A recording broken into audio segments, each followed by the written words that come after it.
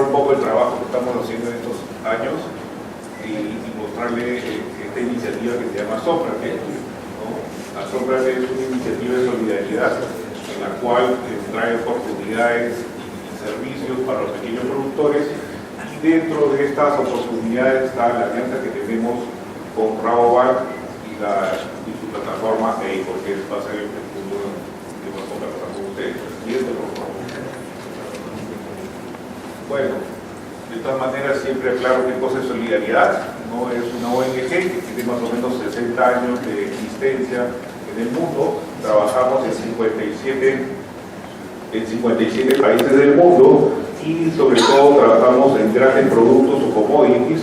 Son 12 productos que trabajamos para la idea de nosotros o nuestra misión es hacer que todos estos grandes productos y su cadena de valor sean sostenibles en el tiempo. La siguiente, por favor. Bueno, a Sócrates y los bonos de carbono para los pequeños productores que cultivan café bajo sistemas agroforestales o también el cacao también se está dando. La siguiente, por favor. Bueno, ¿qué cosa es el mecanismo o cómo funciona esta plataforma, ¿no? El mecanismo es, por un lado, está la oferta, ¿no?, de los ofertantes que producen o que capturan este carbono dentro de sus sistemas agroforestales, que serían en este caso los pequeños productores, hasta 10 hectáreas por cada uno. Ellos son los que van a capturar este carbono atmosférico dentro de sus árboles de sombra, ¿no? En este caso Solidaridad es el interlocutor, es el agregador que les lleva la información, que los acompaña, los educa, ¿no? Y quien evalúa sus expedientes. Estos expedientes nosotros los verificamos, los traslocamos al motor, en este caso que sería la plataforma EICOR, que está en Países Bajos, ¿no? Ellos, una que está registrado, estos expedientes se mandan a hacer una verificación en satélite, que es una empresa privada que verifica los polígonos y el trabajo que ha habido en el último año, ¿no?, para verificar si ha habido deforestación. Si no hay deforestación, ver cuánto carbono ha capturado en ese periodo. Una vez que el satélite da el reporte cuánto es lo que ha consolidado en ese año, ese reporte es verificado por Plan Vivo, que es la certificadora en este caso, que verifica que todo el sistema y todo este mecanismo funcione, y una vez que ya está verificado, recién se emite el bono, y ese bono entra a una plataforma de ventas del mismo banco. Es una subasta pública, y en esa subasta pública hay los ofertantes, son los demandantes del carbono, quienes compran y empujan por un precio en ese bono de carbono que tiene un precio base de 20 euros. La siguiente, por favor. Bueno, ¿cuáles son los parámetros básicos para que un pequeño agricultor pueda entrar? No tiene que tener una agroforestería nueva o existente, pero si es existente no tiene que tener más de 5 años de haber sido sembrada. Eso se lo voy a explicar más adelante, porque es una cuestión más técnica. Otro punto, tiene que tener máximo 10 hectáreas de sistemas agroforestales, sea de café o de cacao. Puede ser que tenga 50 hectáreas, pero el volumen del café o cacao no puede exceder las 10 hectáreas. Otro punto, la anterior, por favor. En la chacra no ha ocurrido deforestación en los últimos 5 años. Eso es súper importante en este caso. Es una forma de verificar que no ha habido esta deforestación, y eso también es un aporte, por ejemplo, para los productores que entran a este programa y que quieren vender su café o su cacao al mercado de la Unión Europea. ¿No? Es algo que también es un adicional.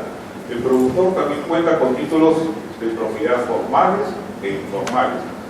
La mayoría de nuestros productores en el Perú tienen títulos informales, y yo creo que ese es un gran punto de este esquema, porque permite que muchos agricultores puedan entrar y beneficiarse y ser compensados por los buenos trabajos al clima que realizan. Entonces, Y el último punto son los créditos de carbono no han sido vendidos. Ya hay otros programas también de carbono que funcionan en Perú y en otras partes del mundo, y a veces venden esos créditos que han sido acogidos en otro programa, lo pueden a vender, porque acá no hay cómo verificar un hilo de momento. Así es.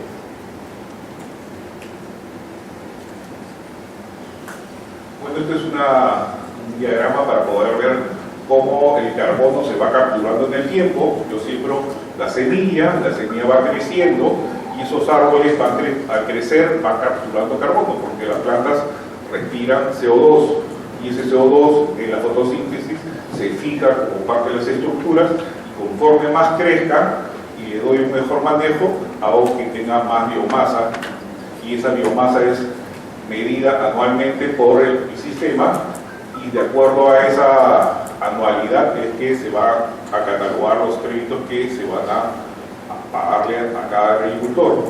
Pero en este momento tenemos un monto base por tonelada de carbono removido, que son 20 euros, y de esos 20 euros el productor va a recibir el 80% de ese monto, y eso lo recibe él directamente en su cuenta, donde él nos diga dónde quiere que lo depositemos, ¿no? Y el 20% se divide 10% para la plataforma ECO y 10% en este caso para Solidaridad, que es el operador, ¿no?, que está articulándolo a esta iniciativa.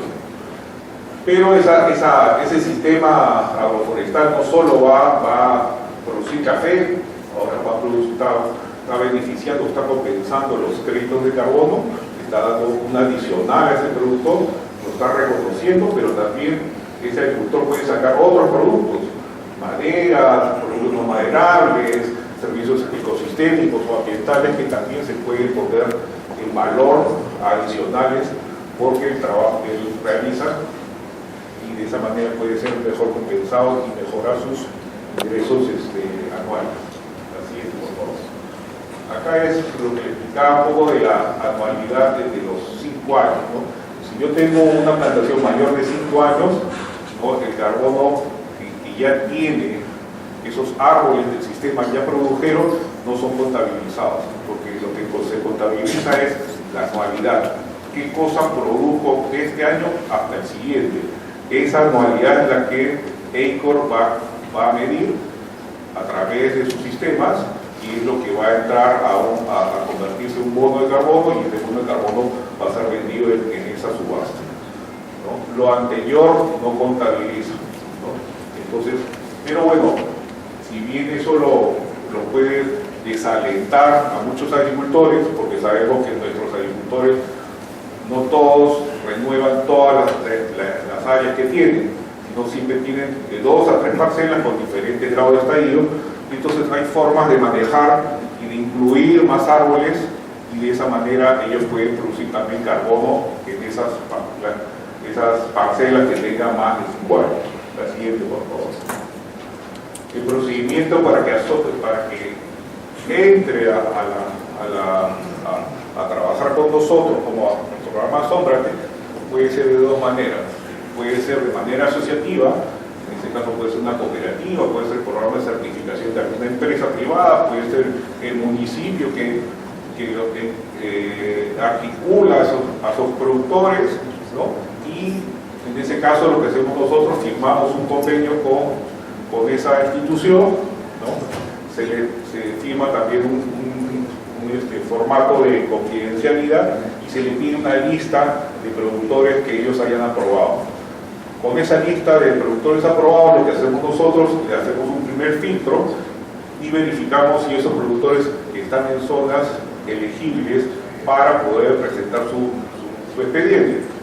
Porque al inicio, cuando la primera vez que comenzamos eso, nosotros recabábamos los expedientes, pero a veces verificábamos que su finca no estaba en una zona elegible.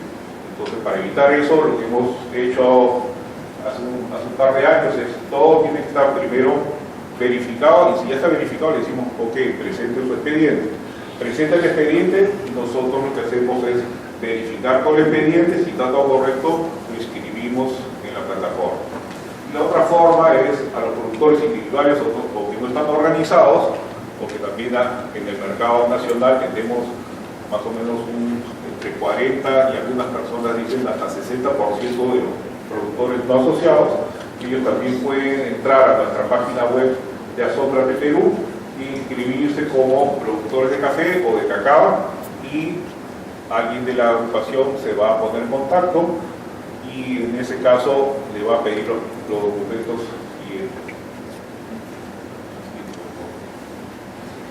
Bueno, el expediente no es más que pedir levantar los polígonos de las parcelas que tienen sistemas agroforestales. En este momento, si bien eso es algo que está muy de boga, que muchos programas, como ha mostrado José Astete antes en Rainforest y otros sistemas de certificación, u otros que están viendo para entrar al mercado europeo, ya tienen esos polígonos, y entonces es mucho más sencillo para ellos inscribirse en este programa, porque lo que tienen que hacer es llenar este convenio o contrato para la plataforma, ¿no? Firmar este acuerdo de productor, se firma también un acuerdo de confidencialidad de su data y de la nuestra, ¿no? Y se llena un formato de datos, de información básica de ese productor, sobre todo el número de cuentas donde él desea que se le vaya a hacer el depósito cuando genere los créditos de carbono una vez que se ve. La siguiente, por favor. En cuanto a lo que yo le decía, zonas elegibles, son las ecozonas. Las ecozonas son regiones que tienen características similares de ciertos parámetros agroclimáticos, donde cada planta puede desarrollar más o menos a un mismo ritmo. Si bien ahí, como ven, esas manchas de color verde, guinda, naranjazo, muy extensas, no diría cómo hacen, pero así lo ha catalogado la WWF. En este caso, en el proyecto de carbono de EICOR, ellos han considerado que a través de las ecozonas es que se van a medir esas personas o esos proponentes a entrar al programa. De momento, Solidaridad ha estado trabajando y ha logrado abrir estas ecozonas. Tenemos la ecozona de color verde, la de color guinda y la de color anaranjado, y prácticamente yo diría que estamos abarcando un 70% del área cafetalera y por lo menos un 50% del área cacautera nacional. Todavía nos falta abrir más áreas, pero eso tiene un costo y un tratamiento bastante alto de inversión que de momento no lo podemos hacer. Por eso es que primero hacemos esos filtros, para no estar motivando a alguien y después cortarle las alas cuando le digamos que de momento no está aperturada esa ecozona. La siguiente, por favor. Dentro de los logros que tuvimos en el primer año de ventas, ¿no? Esto ha sido hace 2 años, se pudo hacer en las primeras ventas, 982 caficultores se inscribieron, de esos 900 produjeron 9.517 toneladas métricas de CO2 equivalentes, ¿no? En 2.100 hectáreas, ¿no? Y el valor de venta, o sea, el 80% que se repartió fue 671.562 soles entre estos productores. Ahora, no todos los productores llegan a tener biomasa positiva, porque a veces algunos hacen podas, hacen raleos, hacen renovaciones, y no todos llegan a tener biomasa positiva. No solo el hecho que yo siembre un árbol significa que lo voy a generar año a año, por estos factores u otros, o puede ser que haya habido un incendio, un huaico, no sé cuántas cosas en nuestro territorio, y de esa manera no todos llegan, pero claro, un año puede ser que no haya tenido biomasa positiva, pero los siguientes también estos contratos son hechos para 25 años con el agricultor. Entonces, donde al agricultor se le explica que sus primeras condicionantes son él no va a hacer deforestaciones en esas fincas. Entonces por 25 años él no puede deforestar. Si él deforesta, el monitoreo satelital, que es continuo y permanente durante todo el año, lo va a detectar y lo va a descalificar y lo va a sacar. Entonces, de esa manera es que se verifica y se le da seguimiento a cada uno de los productores de acuerdo a estos esquemas. La siguiente, por favor. Este fue la entrega de algunos cheques de este primer grupo que se hizo en San Martín, ¿no? Para hacerlo un poco más interesante, incluimos a la vicegobernadora de la región de San Martín, con quien estuvo presente en esta actividad, y de esa manera entregamos estos cheques, ¿no? Que es una compensación no esperada para ningún agricultor. Si bien ningún agricultor imagina lo que puede recibir, ¿no? De acciones que él jamás pensaba que eran ser posibles. Y entonces de esta manera se materializa con este programa que es exclusivamente para ellos. Normalmente escuchamos de muchos programas de carbono que siempre son las grandes industrias, las plantaciones, las reservas, los parques nacionales, las hidroeléctricas o otros tipos de proyectos de carbono y que se benefician siempre los mismos.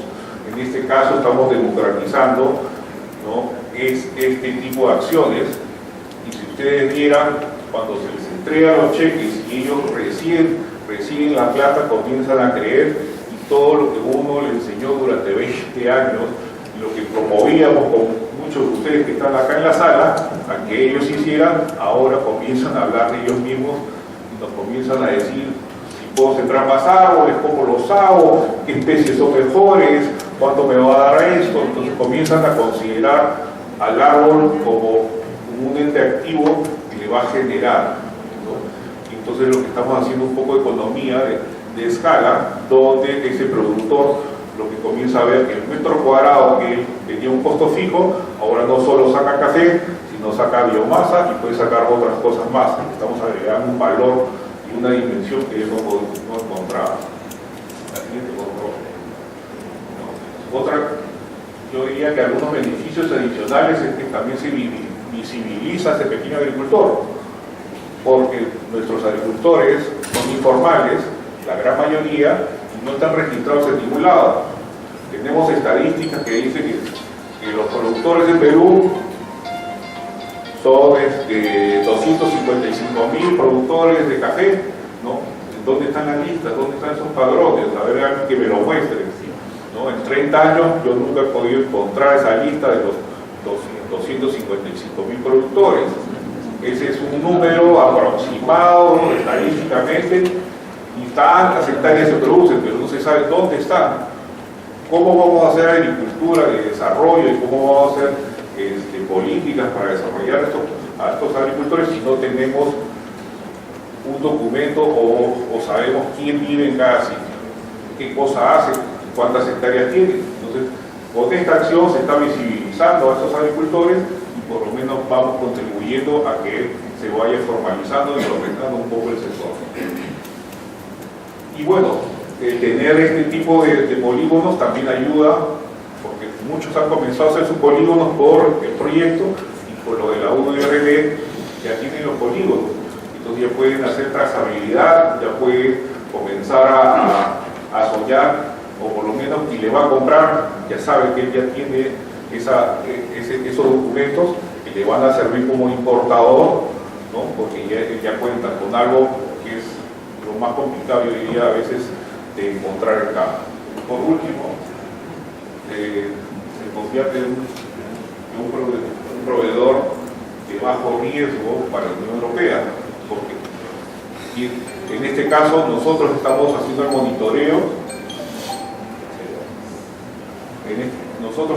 monitoreo, permanente de ese agricultor y de sus polígonos. Entonces la Unión Europea, si nosotros estamos vendiendo créditos de carbono, quiere decir que él no deforesta por lo menos en los últimos 5 o 6 años.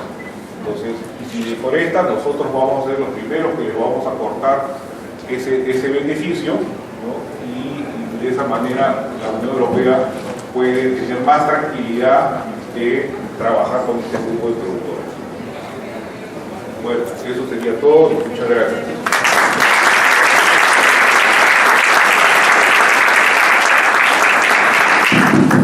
Bien, gracias a todos por su tiempo, por apegarse a las reglas. Este es un panel de alguna manera cargado, así que solamente podemos hacer una pregunta del público. Para José, y es cómo desde Rainforest Alliance han determinado la normatividad nacional que debe ser cumplida para el caso de Perú y cómo la certificación se adapta a los cambios constantes en el marco legal peruano. Respecto a ese tema, lo que hemos visto pues, es que el estándar de por sí ya concibe algunos requisitos relacionados a exigencias legales, por ejemplo el tema de no trabajo infantil, no trabajo forzoso.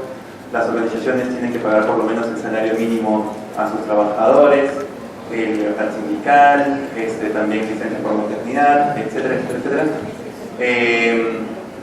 Todo eso es auditado en campo también, son requisitos que ya formaban parte de RA y son requisitos que ahora se visibilizan hacia el operador para que el operador también pueda ver ese cumplimiento desde el nuevo reporte de vía de diligencia. Además de ello también, pero no lo he mostrado, es que los auditores, las empresas que auditan, tienen también un listado de legislaciones aplicables al país que también las evalúan el día de la auditoría, pero si no lo he mostrado hoy. Esto es lo que se va actualizando conforme va cambiando la legislación también. Gracias. Esa exposición es muy interesante. La experiencia de solidaridad ahorita es la única que se ha hecho con productores y mercados de carbón de la Unión que está avanzando. Hay mucho por hacer, pero ya de hecho nos ha mostrado las aplicaciones que hay y bueno, todavía hay que seguir trabajando. Hay temas legales que ahora han integrado como cumplimiento del Foro Carbón que tenemos que resolver si queremos ampliar eso, ¿no? También la de José me parece súper interesante. Quisiera estar seguro de los números que nos dices. 100.000 toneladas de café en el año 2024 ya estaban certificadas como IRA, ¿no es cierto? ¿Y en cacao 60.000 toneladas? En cacao está como 55.000 por ahí. Ya. O sea, estamos hablando de que en café más o menos exportamos 200.000 toneladas, unos 3 millones de sacos, 3.3 millones de sacos. Casi 6 ahora. Ya. O sea, más o menos el 50% está cubierto de las exportaciones de café. O sea, de ahí entra lo que comentaba pues, el equipo de Control Union, ¿no? Es que si bien está certificado, también. Pero en realidad es, ¿sí? En este caso, no importa, en el sentido de cumplir con la norma europea. Y en el caso del cacao, 50.000 de más o menos 180.000 que se han producido el año pasado. Sí. Más o menos, ya. Ahí hay un tema, ¿no? Desde mi punto de vista, finalmente, y esa era parte de la discusión que tenía antes, era, bueno, ¿qué incentivos hay para avanzar en eso? Y los únicos que tenían incentivos eran los que certificaban, que bueno, es cierto, un porcentaje logra, digamos, el precio por el sello, ¿no? O el premio por el sello, y otros no. Pero en este caso, digamos, tener la certificación ya te habilita, por lo menos para cumplir con la norma europea, que probablemente este primer año van a pagar un precio adicional. Va a faltar café en Europa, para, digamos, café en Europa. Pero el tema, digamos, que me preocupa es cómo han librado el tema de la legalidad de la producción. Porque técnicamente, todo el café y todo el cacao que se produce en el Perú es ilegal. ¿Por qué? Porque la norma que rige la ley de forestación, la ley forestal, perdón, declara de que todo, o sea, salvo que hagas todo el proceso, ¿no? Para legalizar, para cambiar de uso, es ilegal. Bueno, el 99% del café y cacao que hacemos en el Perú no ha hecho eso. Y la norma que sacó el Ministerio de Agricultura, bueno, no va a caminar, va a ser imposible. Entonces, esa parte no está resuelta. Entonces, cumplimos con todo lo demás, pero esa parte no está resuelta. Y no sé cómo la vamos a hacer. Esa pregunta es más para el otro bloque, para este bloque. Estamos acá a hablar sobre certificaciones, el proceso, y el otro es de qué diligencia, cumplimiento. No, eso también. Pero si técnicamente, si nos pegamos a la ley, el café y el cacao en Perú, todo lo que se produce es ilegal. Aunque no esté en parques nacionales, porque la ley Bueno, se fue el coffee. Entendamos que hay preguntas. Vamos a ver. Un aplauso